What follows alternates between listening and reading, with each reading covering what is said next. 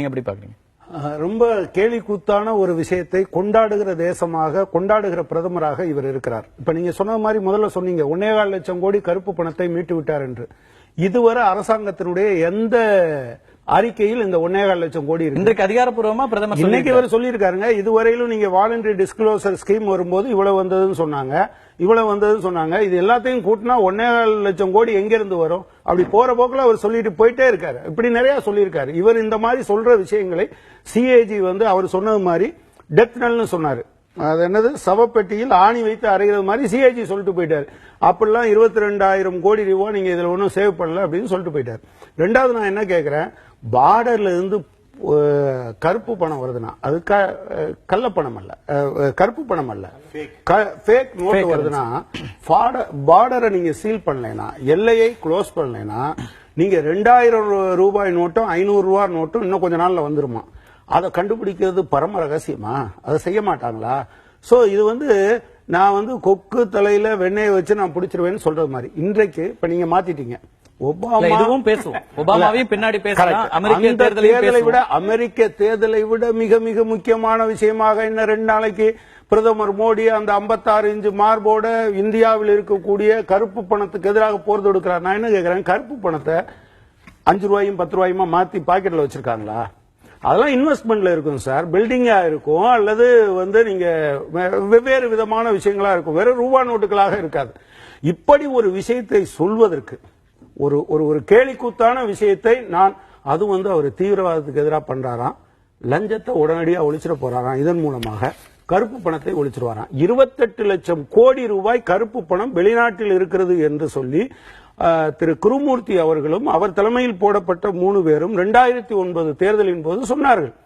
நான் என்ன கேட்கிறேன், நீங்க 500 ரூபாயை ஒழிச்சிட்டீங்கன்னா இந்த 28,000 கோடி ரூபாய் வெளிநாட்டில் இருக்கிறது ரூபாயா வச்சிருக்காங்க. 28 லட்சம் கோடி 28 லட்சம் கோடி ரூபாய்.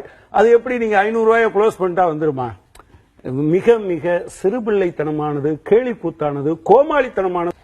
தோழர் மனு பேசும்போது மோடி அவர்கள் அதிரடி நடவடிக்கைகளுக்கு பெயர் போனவர்னு சொன்னாரு. அதுல ஒரு சின்ன திருத்தம், அது அதிரடியில பாசிட்டிவும் உண்டு.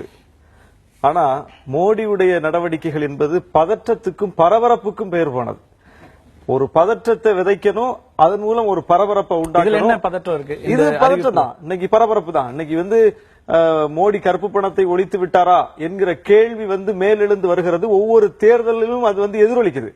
அவர் ஏற்கனவே சொன்ன வாக்குறுதி எதை நிறைவேற்றல அப்படின்னு சொல்லி அவருக்கு ஒரு பெரிய அவப்பெயர் ஏற்பட்டிருக்கிற இந்த சூழல்ல பல தேர்தல்களை அவர் எதிர்கொள்ள தயாரா இருக்கிறார் பல மாநிலங்கள்ல. அப்ப கருப்பு பணத்தை ஒழிப்பதற்கான ஒரு உறுதியான நடவடிக்கை அவர் எடுத்து விட்டார் என்பது போல ஒரு மேலோட்டமான அறிவிப்பின் மூலம் அந்த பெயரை பெறுவதற்கு முயற்சிக்கிறார். அதுதான் இதுல. ஏன்னா இதுல எந்த விதமான ஒரு ஆக்கப்பூர்வமான செயல்பாடு இதுல இல்ல. அதாவது அரவக்குறிச்சியிலையும் தஞ்சையிலையும் 2 கட்சிகள் பணப்பட்டுவாடா செய்தார்கள் அப்படின்னா 2 கட்சியை தண்டிக்கணும். ஆனா தேர்தலை நிறுத்தி மக்களை தண்டிச்சாங்க.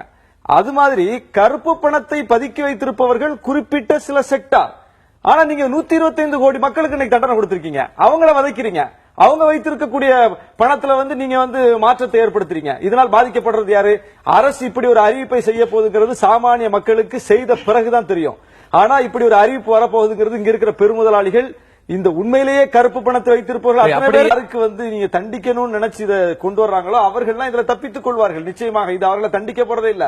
அடிப்படையில கருப்பு பணம் என்பதும் இந்த மாதிரியான நடவடிக்கைகள் என்பதும் பொருளாதார கொள்கையோடு தொடர்புடையது. நீங்க கருப்பு பணத்தை ஒழிக்க போறீங்க அப்படின்னா வெறும் நோட்டை அடிச்சு, தோழர் கனகராஜ் அவர்கள் சொன்னது போல நோட்டை அடிச்சு ஒழிக்க முடியாது. நீங்க பொருளாதார கொள்கையோடு தொடர்புடையது. நீங்க உங்களுடைய கொள்கை என்ன? பொருளாதார கொள்கை முழுக்க முதலாளித்துவ கொள்கை. முதலாளிகளையும் பெருமுதலாளிகளையும் காப்பாற்றுவதற்கான கொள்கையை நாடாளுமன்றத்தில் சட்டமா இயற்றி அதையே நடைமுறைப்படுத்தக்கூடிய ஒரு கொள்கை நீங்க ஒரு பக்கம் வச்சுக்கிட்டு எப்படி நீங்க கருப்பு பணத்தை ஒழிக்க முடியும்? கருப்பு பணத்தை ஒழிக்க முடியாது. கருப்பு பணம் பெருகும்.